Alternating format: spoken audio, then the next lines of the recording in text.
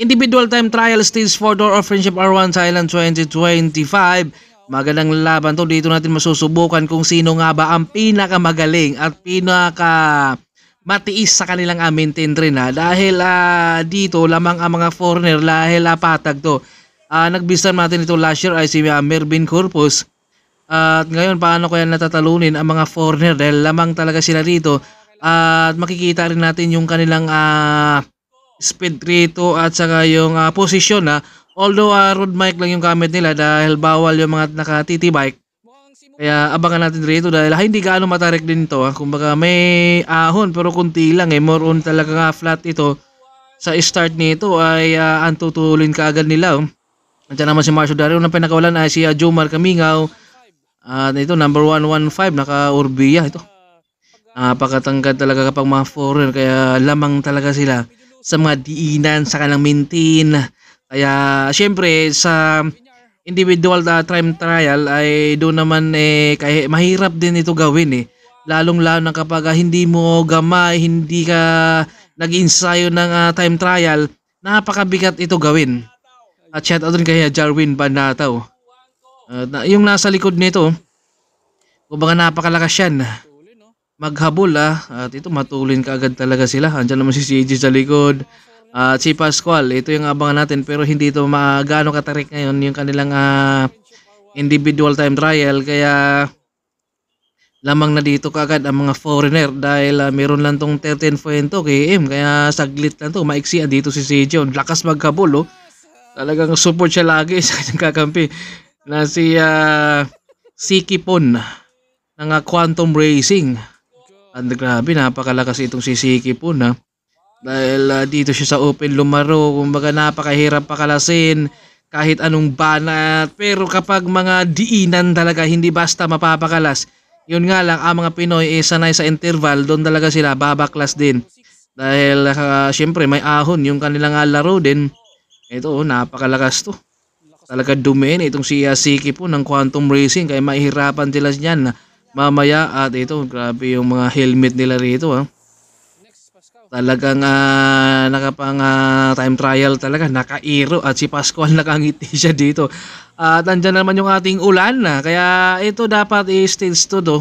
Yun nga lang na-cancel gawa ng bumagsak yung napakalakas yung ulan dito sa idol Siyempre iba kategory to kaya ito mapapalaban siya dito. Kailangan maintain dapat ng matulin doon pero siyempre ang kalaban mo dito yung sarili mo na talagang yung oras at saka yung speed mo, kailangan focus ka sa harap. Pero kapag hindi natin madalas to ginagawa, napakahirap gawin yan. Lalong-lalo na hindi madalas yan sa karera. Mga road race, kriterio, ang individual at saka team time trial, bihira lang yan na talaga nilalaro rin. Tugawin, tinutuhog na dito si Jomar Handa na kayang rumimate ito si Tugawin dahil yung pagbalik naman ito, doon sila medyo mahirapan. Pero kapag malakas ka talaga pumanay, kagaya ni Javier, kung dati sabay sa Agos lang ng panahon yan, si Bora, kumbaga domestic lang siya, tagahabol, pero ngayon ay napakabigat na yung kanyang ginagawa rin. At ito na nga, si Joseph Javier, ang silent killer ng Team Excellent Noodles na kung saan napakabigat na naman yung kanyang ginagawa. Doon sa Tour of Luzon, grabe yung kanyang maintain dahil 60 talaga at ayaw niyang bumababa sa 40. Kumbaga ngayon, ginawa na naman niyang 60 kbs yung kanyang maintain kaya napakabigat ito. Parang may makina siguro yung tuhod nito. Pwede kayo tayong makahingi nito dahil napakabigat. At maraming nagulat din kay Joseph Javier sa kanyang biglang paglakas. Although talagang sipag, tiyaga, tiis, pursigido para ikaw ay lumakas. Kaya ngayon napakabigat talaga yung kanyang sipa rin. Although talagang road bike lang yung kanilang gamit pero nagagamay rin talaga ni Javier at kita nyo naman yan na parang hindi gumagalaw yung katawan, hita lang ang gumagalaw niya kaya list din yan yung kanyang pagod rin at bawas din yan talaga sa kanyang speed rin kapag magalaw yung katawan mo. Kumbaga doon naman babagal, kailangan ay naka-steady lang, kumbaga hita lang dapat talaga ang gumagalaw kaya napakabigat yung kanyang maintain. Resty Aragon matulin ito yung maintain 45 to 46. Si Resty rito parang kahit losong to parang yung sipa niya parang umaaho na. Siguro ganito na siguro yung sipa ni Resty Gawa ng sanay ito na umaahon siguro lagi. Lusong yan. Pero yung kanyang ginagawa ay parang umaahon siya at Pascual. Pareha sila na maintain ni Javier dito. Pero hindi gaano ka tumatarik eh. Kaya medyo lamang talaga si Javier dito. Grabe yung maintain ni Pascual. At meron din na sa harapan. Meron tayong matutuhog dito ni Pascual ngayon. Ito, tutuhogin ito ni Pascual dahil tiisan number 103. Naka-aero ng helmet ito si Sir dito. Naka-Orbea na malapit ng matuhog ni Pascual. Pero napakalakas din yun talaga si Siki po ng Quantum Racing. Kahit mga 52 years old na ata yan o 53. Talagang hindi pa rin nawawala yung kanyang lakas. Doon talaga ako humanga sa kanya. Hindi basta-basta kakalas. Yun nga lang ang mga Pinoy agresibo, gawing interval.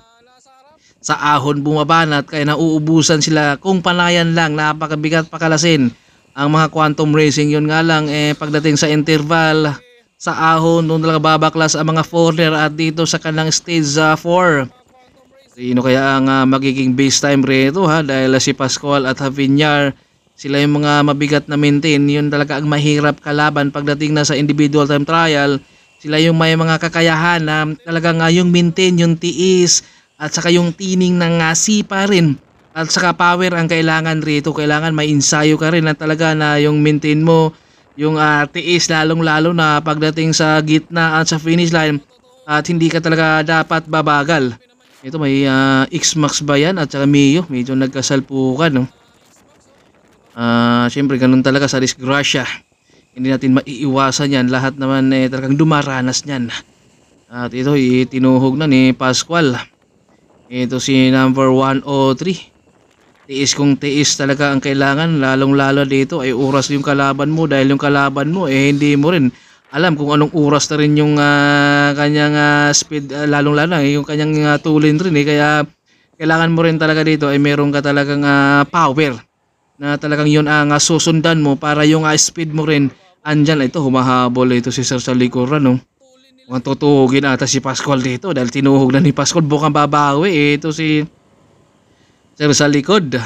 Malapit na tayo nga tumawid sa ating finish line kaya dito ay pinipilit na ni Pascual dito na makakausad siya. Kulang na lang buhatin ni Pascual yung kanyang bike rito para uusad siya sa ahon dahil kailangan rito ay makakatawid at tiis, maintain.